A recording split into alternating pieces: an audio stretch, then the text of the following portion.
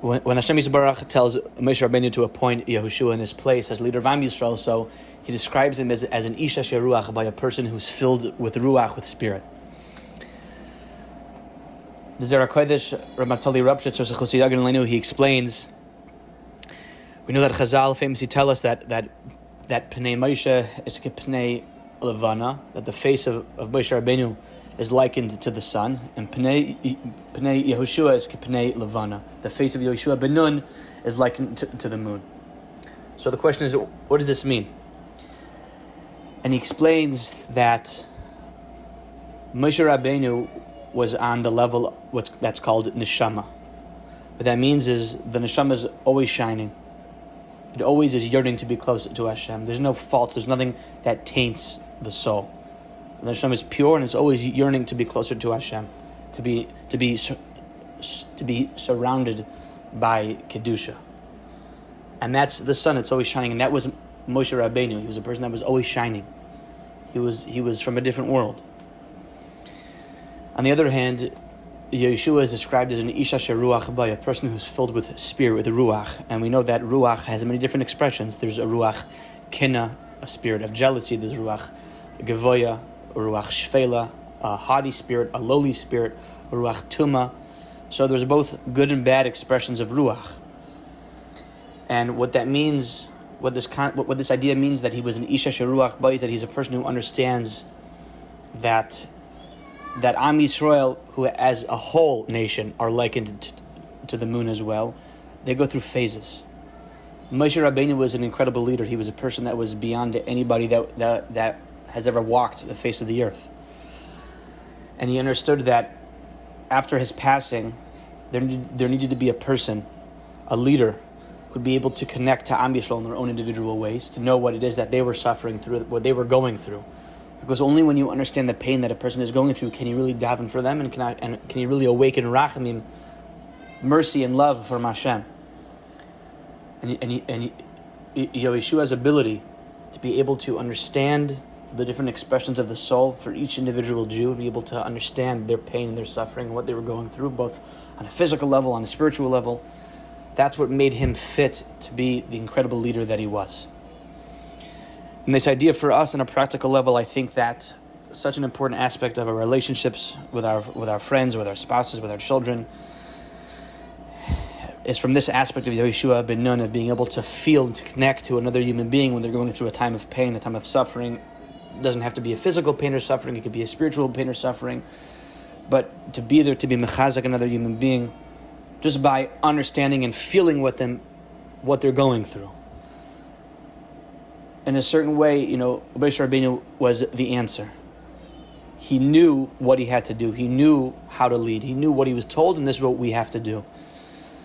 And the unique quality of Yeshua ben Nun as an Ish Asher Ruach Haba is a person who says, I feel what you're going through. I feel your pain. I understand your pain. I understand the suffering, and I'm here with you. And the answers will come, and the solutions will come, and the Chizzuk will come, and the Rachamim will come. But to be there with another human being and to say that I'm here with you is sometimes the greatest way to pull that person out of the darkest of places. The Shloah HaKadosh writes that we know that the children of Levi were Gershon, Kahas, and Merari. Gershon is because we were Gerim in Mitzrayim. Kahas, because Chazal described B'Shaneim Kehos, that they dulled our teeth, Kehos. And Merari is from a lashon of a maror, of bitter. Vayimararu es chayihem ba'avodah kasha. And the Shloah HaKadosh explains that Levi, who was the only Shevet who didn't suffer under the Mitzrayim, wanted that his children should feel what the other Yidden were going through. Even if they weren't suffering the same way that the other Jews were suffering, he said it is infinitely important that even if you're not going through that pain, but that you're there with them in that pain, and that you let them know that we are here with you in that pain and that suffering and that time of difficulty and that time of darkness. There's a famous story told about Rav Yitzchak Vorka, one of the great Hasidic masters, a very mysterious figure. There's not much written about him. We don't have many of his writings, but from what we do know and what we are taught, the Avodah in Vorka, what the Yidden of Vorka focused on was Ahavas Yisrael, was love for a fellow Jew.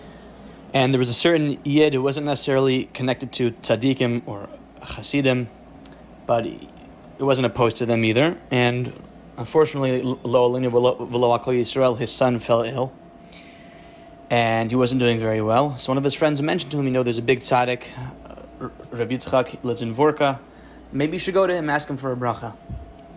So he says, okay, I have nothing to lose. So he packs up his stuff, he heads out for the journey, and he gets there, and he waits, he speaks to the Gaboim, he finally gets a yechidus, a private meeting with the Rebbe.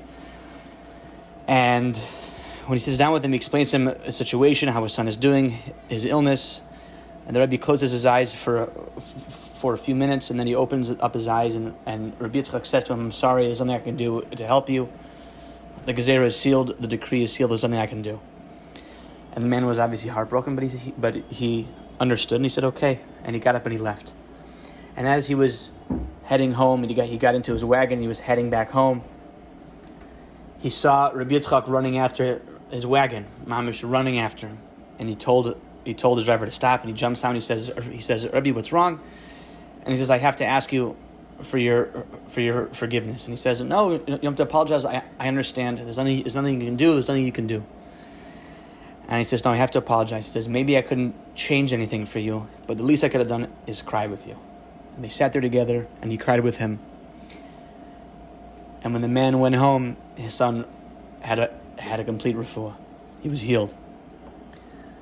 So oftentimes, more than giving people the answers or the solutions to their problems, the greatest thing we can do, the greatest way that we can be of help, is by being there with another person, by letting them know that we are there for them and that we understand their pain, and giving them Chizzuk in that way is one of the greatest ways to pull a person out of that place.